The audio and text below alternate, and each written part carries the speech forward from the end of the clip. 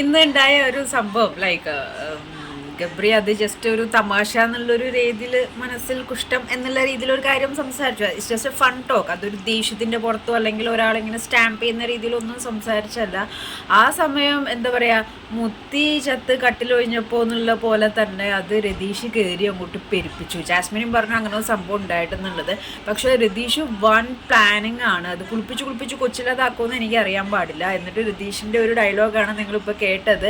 എന്നെ സ്നേഹിക്കുന്നവർ നിന്റെ വിശ്വാസം കാക്കട്ടെ എന്ന് പറയുന്ന പോലെ, ദൈവമേ ഇവന് നല്ലത് തന്നെ വരത്തണേ എന്നുള്ളൊരു വൈബിൽ എന്നെ സ്നേഹിക്കുന്നവർ ഇത് ക്ഷമിച്ചേക്കണേ ഞാൻ പറഞ്ഞേക്കാം എന്നൊക്കെ പറയിട്ട് വൻ തഗ്ഗാണ് അവിടെ കാണിച്ചുകൊണ്ടിരിക്കുന്നത്. പച്ചമലയാളത്തിൽ പറഞ്ഞ ഷോ ഓഫ്.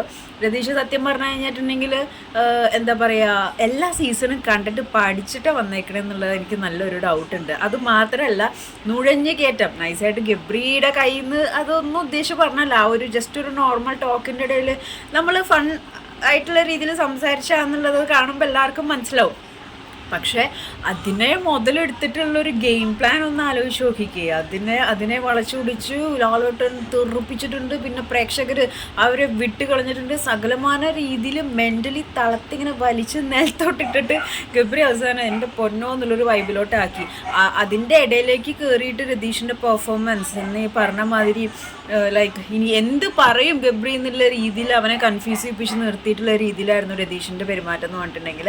ആള് ഭയങ്കരമായിട്ട് സംഭവം പഠിച്ചു വന്നുകൊണ്ട് തന്നെ കോപ്പിങ് വരാൻ ചാൻസസ് ഉണ്ട്. ആ കോപ്പിങ് ചിലപ്പോൾ എവിടെ ചെന്ന് എത്തുമെന്ന് പറയാൻ പറ്റത്തില്ല.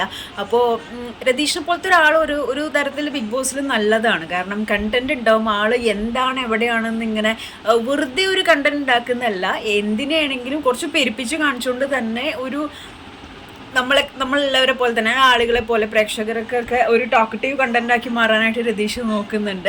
പക്ഷേ ഈ ഒരു ട്വിസ്റ്റിൽ പുള്ളി പെർഫോം ചെയ്ത രീതി, അവസാനത്തെ ഡയലോഗാണ് എന്നെ സ്നേഹിക്കുന്നവരൊന്ന് ഇതിനോട് ക്ഷമിച്ചേക്കണേ ഞാൻ പറഞ്ഞിട്ടുണ്ടെന്നൊക്കെ.